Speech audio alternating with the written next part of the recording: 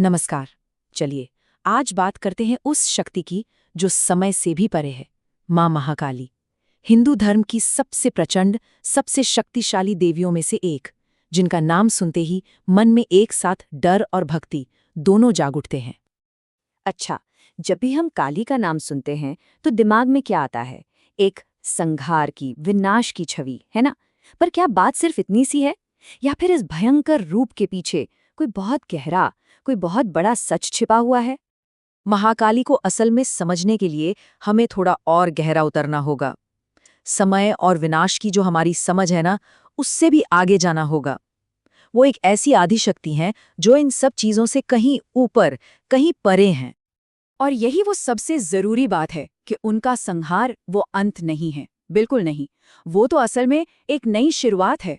वो सिर्फ विनाश नहीं करती, बल्कि नए सृजन के लिए, नई चीजों के लिए रास्ता बनाती हैं। और इसीलिए उनका संहार पवित्र है, क्योंकि वो हर गैर जरूरी चीज को मिटाकर जरूरी चीज के लिए जगह बनाता है। तो सवाल ये उठता है कि आखिर इतने प्रचंड, इतने शक्तिशाली रूप की जरूरत पड़ी क्यों?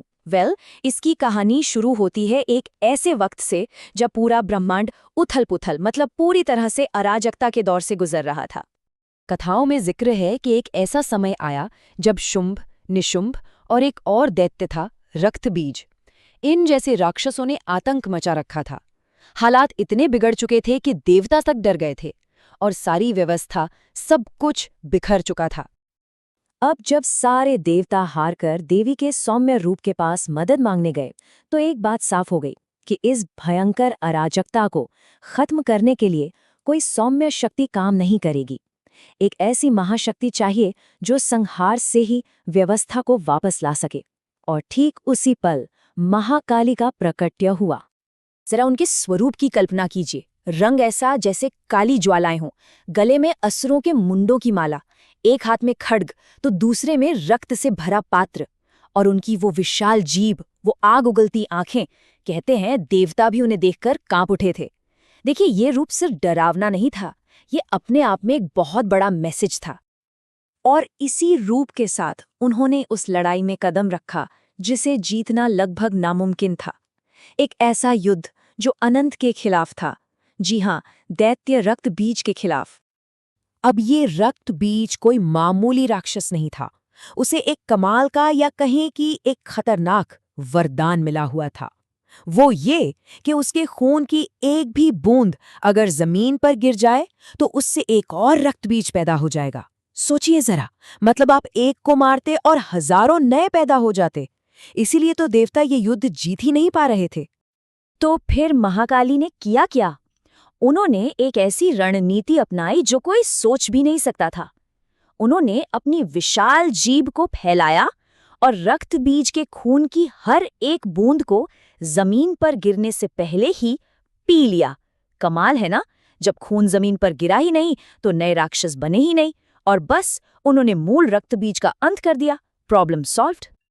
पर रुकिए, ये कहानी सिर्फ एक राक्षस को मारने की नहीं है। इसके पीछे एक बहुत गहरा फिलॉसफिकल मतलब छिपा है जो सीधा महाकाली के नाम से ही जुड़ा है। चलिए अब उसे समझते हैं। देखिए, इस कनेक्शन को समझना बहुत जरूरी है। हम शिव को क्या कहते हैं? महाकाल, यानी महान समय, a great time, the time itself. तो फिर महाकाली कौन हुई? वो हुई महाकाल की शक्ति। मतलब अगर शिव समय है तो महाकाली वो पावर है, वो एनर्जी है जो समय को चलाती है। इनफैक्ट वो खुद ही समय का सोर्स है। और सोचिए, यही बात उन्हें ब्रह्मांड की अल्टीमेट पावर बनाती है। अगर कोई समय का ही सोर्स है तो इसका मतलब क्या हुआ? इसका मतलब ये हुआ कि जन्म, मृत्यु, इस यूनिवर्स में होने वाला हर छोटा बड़ा बदलाव, सब कुछ उनके ही कंट्रोल में है। वो ही तो इस पूरे ब्रह्मांड की असली ऑपरेटर हैं। ठीक है, ये तो हुई ब्रह्मांड की बात, लेकिन इस शक्ति का हमारी अपनी जिंदगी में, हमारी आध्यात्मिक जिंदगी में क्या मतलब है? महाकाली का वो संहारक रूप, वो सिर्फ बाहर के राक्षसों के लिए नहीं है, वो हमारे अंदर बैठे राक्षसों के लिए भी है। उनकी पूजा का जो आध्यात्मिक मकसद है वो भी यही है।